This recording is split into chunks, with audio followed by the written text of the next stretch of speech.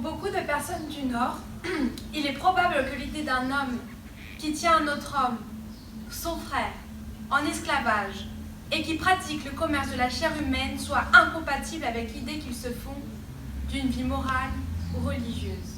Je suis né en mai 1815, propriété de M. David White, d'une mère esclave, dans le comté de Shelby, dans le Kentucky. White était entré en possession de ma mère longtemps avant ma naissance.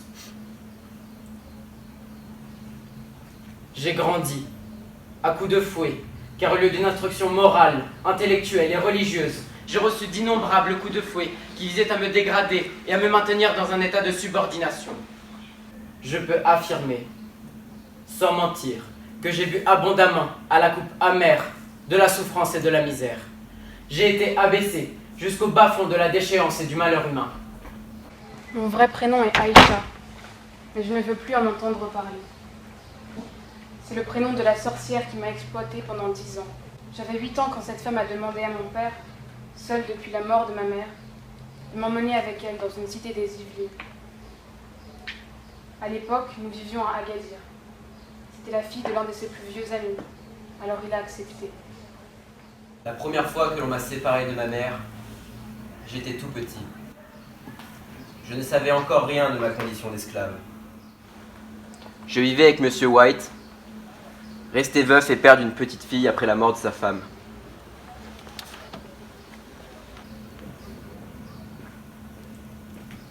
Cette fillette était la propriétaire légale de ma mère et de tous ses enfants. Elle était ma camarade de jeu quand nous étions enfants. La première année s'est bien passée. J'étais scolarisée comme une enfant normale. C'est ensuite que l'enfer a commencé. Aïcha m'a envoyée travailler dans une famille, elle aussi d'origine marocaine, et m'a retirée de l'école. Je devais m'occuper toute la journée de 2 enfants, d'1 an et 4 ans. Je cuisinais, je repassais, je faisais le ménage. Et le week-end, quand je rentrais chez Aïcha, je devais de nouveau m'occuper des enfants et faire toutes les tâches ménagères. Je me couchais rarement avant minuit. J'avais 10 ans. J'ai été séparé de ma mère et loué à diverses personnes pendant 8 ou 10 ans d'affilée.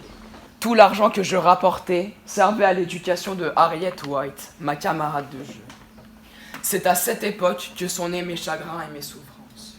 C'est à cette époque que j'ai commencé à comprendre et à ressentir que j'étais un misérable esclave, obligé de travailler sous le fouet, sans rétribution et souvent sans vêtements pour cacher ma nudité.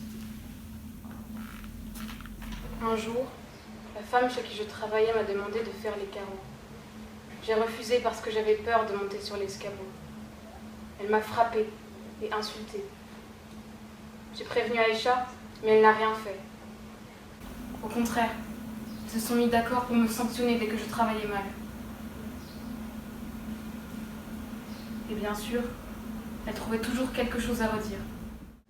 Un prétexte pour me gifler, m'injurier, m'humilier. Lecteur, crois-moi quand je dis qu'aucune langue, qu'aucune plume n'a pu ni ne pourra dire l'horreur de l'esclavage. Je désespère de trouver un jour un langage capable d'exprimer les sentiments profonds de mon âme quand je contemple l'histoire de ma vie. Il est inutile pour un pauvre esclave, sans ressources, de s'opposer à un homme blanc dans un état esclavagiste. L'opinion publique et la loi sont contre lui.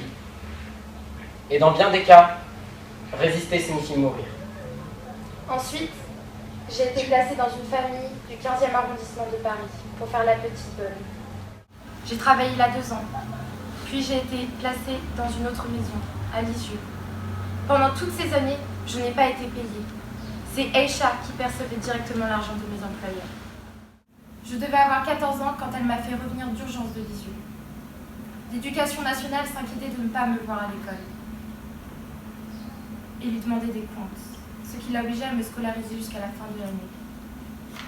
Les conditions dans lesquelles je me trouvais alors m'ont donné un insatiable désir de liberté. Elles ont allumé dans ma poitrine une flamme de liberté qui ne s'est jamais éteinte. Et je croyais, et je crois toujours, que tout homme a droit à un salaire pour son travail, a le droit d'avoir sa propre femme et ses propres enfants, a le droit de vénérer Dieu selon les impératifs de sa propre conscience. Par la suite, j'ai travaillé chez elle. Cela a duré presque 3 ans avant que je m'enfuie. Elle me faisait peur, tellement peur. J'étais son objet, sa chose. Je ne pouvais fréquenter personne. Je ne pouvais pas étudier à la maison. Je le faisais en cachette la nuit. Je devais être sans arrêt disponible pour elle et j'étais astreinte à d'interminables corvées. Elle n'avait entrepris aucune démarche pour que mes papiers soient en règle. De plus, je ne parlais pas bien le français puisque je n'avais été scolarisée qu'un an et quelques mois. J'étais un esclave, un prisonnier à vie. Je ne pouvais ni posséder, ni acquérir quoi que ce soit qui n'appartienne à mon maître. Personne ne peut imaginer ce que je ressentais lorsque je réfléchissais. Seul celui qui a été lui-même esclave le peut.